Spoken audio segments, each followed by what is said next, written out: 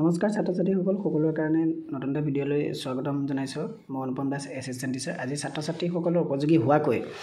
সিটেটৰ previous years question পেপাৰখিনি আলোচনা কৰিম আজি এই ভিডিঅ'ত থাকিব 2024 চনৰ জানুৱাৰী মাহৰ প্ৰিভিয়াছ ইয়াৰ্ছ কুৱেশ্যন পেপাৰ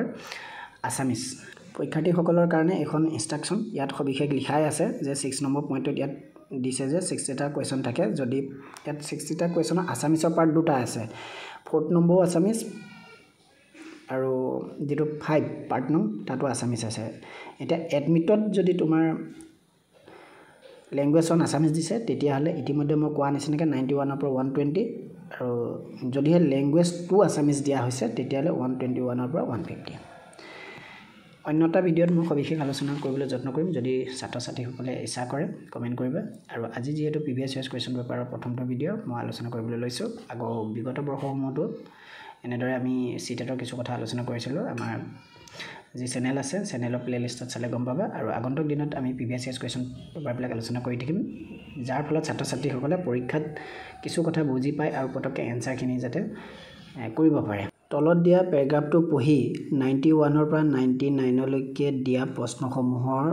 শুদ্ধ উত্তৰটো বাছি লিখা ইউৰোপত আধুনিক যুগৰ সূচনা হয় 15 শতিকাত ইংৰাজ দাৰ্শনিক ফ্ৰান্সিছ বেকনক আধুনিক যুগৰ আটাইতকৈ মেধাৱী মানুহ বুলি কোৱা হয় আনহাতে বহুতেই আকৌ ক'ব খোজে যে তেওঁই আছিল আধুনিক যুগৰ প্ৰথম উদ্যোগতা অথচ ফ্ৰান্সিছ বেকনৰ জন্ম হৈছিল 1561 চনত 15 আৰু 16 শতিকাত ইউৰোপৰ ভাৱ জগতত এনে কিছুমান মহত্বপূৰ্ণ ঘটনা ঘটিছিল যিবোৰ ঘটনাই মধ্যযুগৰ অৱসান ঘটাই আধুনিক যুগৰ সূচনা কৰিলে সেই কাৰণে ঐতিহাসিক অৰ্থত আমি যি আধুনিক যুগৰ কথা ইয়াত ক'ব খুজিছো সেই যুগটোৱে যোৱা প্ৰায় 400টা বছৰ সামৰি লৈছে এই প্ৰসংগতে কৈ থোৱা দৰকাৰ যে ইউৰোপৰ ইতিহাসক থুলমূলকৈ তিনিটা প্ৰধান ভাগত ভাগ কৰা হৈছে প্ৰথমটো প্ৰাচীন যুগ দ্বিতীয় মধ্যযুগ তৃতীয় আধুনিক যুগ ইংৰাজীত ক্লাছিকেল এন্টিকুইটি নামে পৰিচিত প্ৰাচীন যুগটো খ্ৰীষ্টপূৰ্ব 1000 চন মানৰ পৰা আৰম্ভ হৈ প্ৰায় 500 খ্ৰীষ্টাব্দলৈকে চলি আছিল অৱশ্যে এটা কথা ঠিক যে ঐতিহাসিক যুগবোৰ কোনো এটা বিশেষ বছৰৰ বিশেষ দিনত আৰম্ভ হৈ আন এটা বিশেষ বছৰৰ বিশেষ দিনত অন্ত নপৰে কামৰ সুবিধাৰ কাৰণেহে মোটামুটিকৈ একোটা তাৎপৰ্যপূৰ্ণ বছৰ ধৰি লোৱা হয় সি যি কি নহওক সুদীৰ্ঘ 1500 বছৰ কাল সমৰা ইউৰোপীয় ইতিহাসৰ এই প্ৰাচীন যুগটো কিন্তু আচলতে গ্ৰীক আৰু ৰোমানসকলৰ যুগ এই যুগটোৰ প্ৰথম ভাগত গ্ৰীকসকলে আৰু পিছৰ ভাগত ৰোমানসকলে ইউৰোপৰ সভ্যতা সংস্কৃতি গঢ়াত প্ৰধান ভূমিকা লৈছিল মানৱ সভ্যতালৈ গ্ৰীকসকলৰ অবিনাশী দান হ'ল যে তেওঁলোকৰ সাহিত্য বিজ্ঞান দৰ্শন আৰু শিল্পকলা আনহাতে ৰোমানসকলে উত্তৰাধিকাৰ হিচাপে এৰি থৈ গৈছে তেওঁলোকৰ শাসন ব্যৱস্থা আৰু আইন ব্যৱস্থা ছাত্ৰ-ছাত্ৰীসকল প্ৰথমটো প্ৰশ্ন আধুনিক যুগটোৱে কিমান সময় সামৰিছে 1 15 শতিকা 2 পঞ্চদশ শতিকা 3 বৰ্তমান সময়ত 400টা বছৰ এতিয়া মই উত্তৰটো কোৱাৰ আগতে ইয়াত এনসাৰটো কেনেকৈ আমি এনসাৰটো ধৰিব পাৰিম বা বুজি পাম সেইটো অকমান দেখুৱাব বিচাৰিছো এতিয়া চোৱা সেই কাৰণে ইতিহাসৰ অৰ্থত আমি যি আধুনিক যুগৰ কথা ক'ব খুজো সেই যুগটোৱে যোৱা প্ৰায় 400টা বছৰ সামৰি লৈছে মানে এই 400টা বছৰ সামৰি লৈছে এতিয়া এনসাৰ আমি কি পালো 91 ৰ আধুনিক যুগটোৱে কিমান সময় সামৰিছে উত্তৰ 400টা বছৰ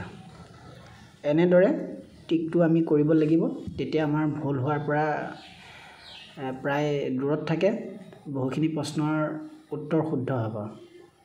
আৰু যদি 30টাৰ ভিতৰত আমি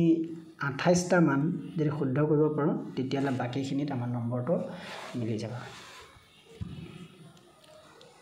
ফ্ৰান্সিছ বেকন কোন আছিল এটা ফ্ৰান্সিছ বেকনৰ 1 ইউৰোপৰ ভিতৰত জ্ঞানী মানুহ 2 আধুনিক যুগৰ সবাতোকৈ মেধাৱী মানুহ 3 আধুনিক যুগৰ প্ৰধান সমালোচক 4 ভাবুক লেখক আধুনিক যুগৰ সবাতোকৈ মেধাৱী মানুহ ইয়াৰ উত্তৰটো মই আনচান পেছেজত দেখুৱাব বিচাৰিছোঁ ইউৰোপৰ আধুনিক যুগৰ সূচনা হয় 15 শতিকাত ইংৰাজ দাৰ্শনিক ফ্ৰান্সিছ বেকনক আধুনিক যুগৰ আটাইতকৈ মেধাৱী মানুহ বুলি কোৱা হয় হয়নে আমি ইয়াৰ এনসাৰটো পাই গলো কোৱেশ্চন নং 93 প্ৰাচীন যুগ খ্ৰীষ্ট জন্মৰ কিমান শতিকা পাছলৈ চলিছিল 1 100 শতিকা 2 500 শতিকা 3 5 শতিকা 4 পঞ্চদশ শতিকা ইয়াৰ উত্তৰটো হৈছে 3 5 শতিকা ইয়াৰ পিছৰ প্ৰশ্নটো 94 ৰোমানসকলৰ দানৰ ভিতৰত উল্লেখযোগ্য হৈছে বিজ্ঞান দৰ্শন সাহিত্য আইন ব্যৱস্থা আৰু সভ্যতা ৰোমানসকলৰ দানৰ ভিতৰত উল্লেখযোগ্য হৈছে উত্তৰ 3 আইন ব্যৱস্থা নেক্সট প্ৰশ্ন 95 শিল্পকলা মানৱ সভ্যতালৈ কাৰ দান 1 গ্ৰীকসকলৰ 2 ৰোমানসকলৰ 3 ইউৰোপীয়সকলৰ 4 আধুনিক সভ্যতাৰ ইয়াৰ উত্তৰটো হৈছে 1 গ্ৰীকসকলৰ নেক্সট প্ৰশ্ন 96 প্ৰাচীন যুগটো কাৰ যুগ 1 গ্ৰীক আৰু ৰোমানসকলৰ 2 ইউৰোপৰ 3 গ্ৰীকসকলৰ 4 ৰোমানসকলৰ 96 ৰ প্ৰাচীন যুগটোৰ কাৰ যুগ ইয়াৰ উত্তৰ হৈছে 1 গ্ৰীক আৰু ৰোমানসকলৰ 97 আধুনিক যুগৰ আগৰ যুগটো কি আছিল প্ৰাচীন যুগ 2 উত্তৰ আধুনিক যুগ 3 মধ্য যুগ 4 অৰ্বাচীন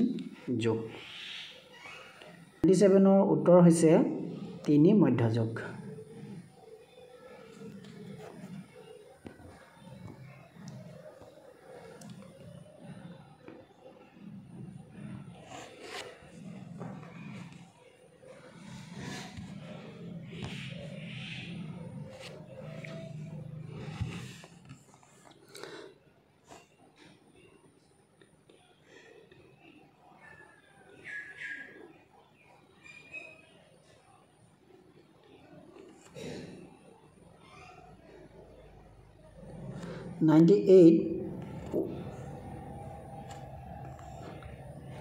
নেক্সট প্ৰশ্ন 98